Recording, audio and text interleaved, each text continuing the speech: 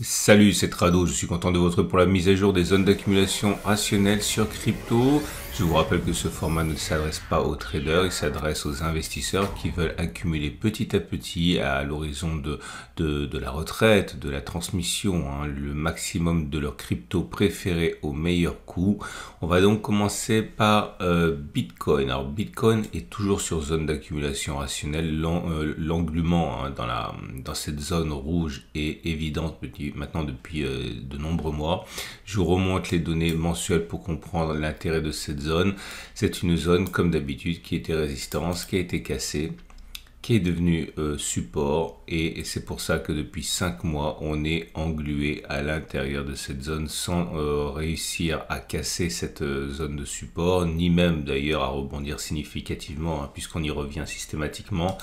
En tout cas, on l'aura compris, puisque c'est une zone d'accumulation rationnelle, de nombreux investisseurs ajoutent des fractions de Bitcoin à leur escarcelle. En tout cas, pour l'instant, la tendance de long terme est baissière.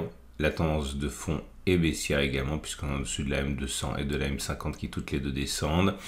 Et on retiendra que les bougies Aiki-Nashi montrent que ce n'est pas haussier pour l'instant, bien au contraire. Comme vous pouvez le voir, ce sont des bougies qui sont rouges. Elles ne sont d'ailleurs pas pour l'instant assorties de mèches hautes, autrement dit c'est baissier. Donc il est plausible que l'on aille plus bas, du moins plus plausible que l'on aille plus bas que l'on ait fait les plus bas. Je le répète une dernière fois, nous sommes sur zone d'accumulation rationnelle tant que nous sommes dans cette zone rouge. Si c'est l'Ethereum qui vous intéresse, eh bien nous sommes également sur zone d'accumulation rationnelle. Alors bien sûr, la tendance de long terme est encore baissière, de même que la tendance de fond, mais cette zone rouge est intéressante, elle est importante. Regardez, toujours la même dynamique. On était sur une zone de résistance, cette zone a été cassée, elle a changé de polarité, elle est devenue support comme cela se passe souvent, et pour l'instant nous sommes à l'intérieur de cette zone de support mensuel, ici compris entre 1430 et 1100.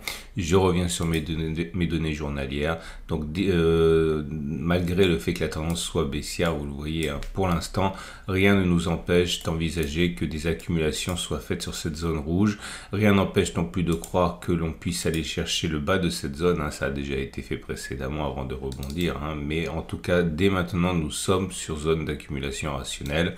Les bougies Aiki-Nashi indiquent qu'il n'y a pas de signe de rebond pour l'instant, bien au contraire, vous avez là aussi des bougies rouges sans mèche haute, autrement dit il est plus plausible que l'on continue de baisser plutôt que l'on ait fait les plus bas sur l'Ethereum. Situation équivalente pour Binance Coin, lui aussi dans une énorme zone de support mensuel. Regardez les données mensuelles, vous allez comprendre pourquoi. C'est une zone tout simplement qui a fait ses preuves depuis plus d'un an. À partir du moment où cette zone fait ses preuves, on ne peut pas remettre en cause le fait que ce soit une zone d'accumulation rationnelle, même si elle est désespérément large. Ce n'est qu'une opportunité finalement si vous pensez que Binance Coin a de l'avenir que d'accumuler au meilleur prix au fur et à mesure que l'on descend dans cette zone. N'oubliez pas que cette descente infernale a déjà eu lieu, donc elle est tout à fait envisageable. On pourrait donc envisager de redescendre, mais là aussi ce serait simplement l'occasion d'accumuler si vous pensez que le potentiel de Binance Coin reste entier.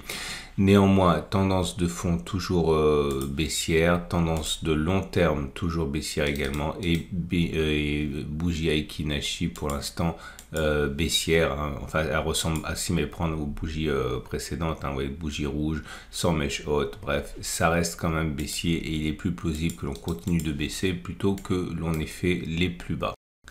Avant d'aller plus loin, je vous rappelle que tous les graphes que j'ai utilisés sont issus de la plateforme PRT. Vous pouvez avoir un compte gratuitement avec cette plateforme qui vous permettra d'avoir les mêmes graphes que moi. En tout cas, pour l'instant, Ripple est bien le seul à avoir un profil positif, puisque comme vous pouvez le voir ici, on est sorti de la zone d'accumulation rationnelle des 0,4, 0,123. On a fait notre cassure de la résistance ici, 0,46, 0,43. Là aussi, vous voyez, il y a eu ce retour sur cette ancienne résistance qui est devenue support et qui a parfaitement fonctionné, et depuis Ripple se porte bien.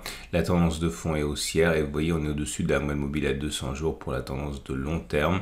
Nous avons des bougies Aiki-Nashi naturellement qui sont pas du tout de même facture que les précédentes, avec des bougies vertes, sans mèche basse pour certaines, ce qui montre que c'est quand même haussier. Alors il faudrait que ce soit une série de bougies vertes sans mèche basse pour que ce soit vraiment très haussier, mais en tout cas ça reste on va dire raisonnablement haussier pour l'instant pour Ripple.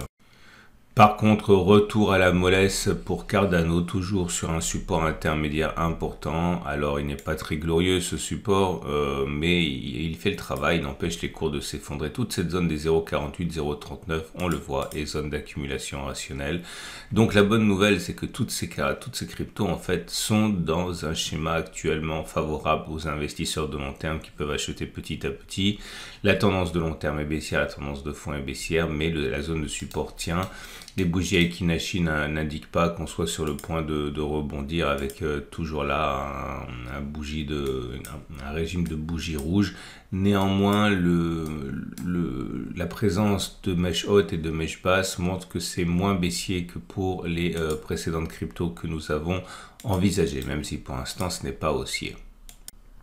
Et on termine avec Solana, toujours dans un schéma comparable avec une tendance de long terme qui est baissière, une tendance de fond qui est baissière également, dans une zone d'accumulation rationnelle, les 34-31, qui tient maintenant depuis juillet.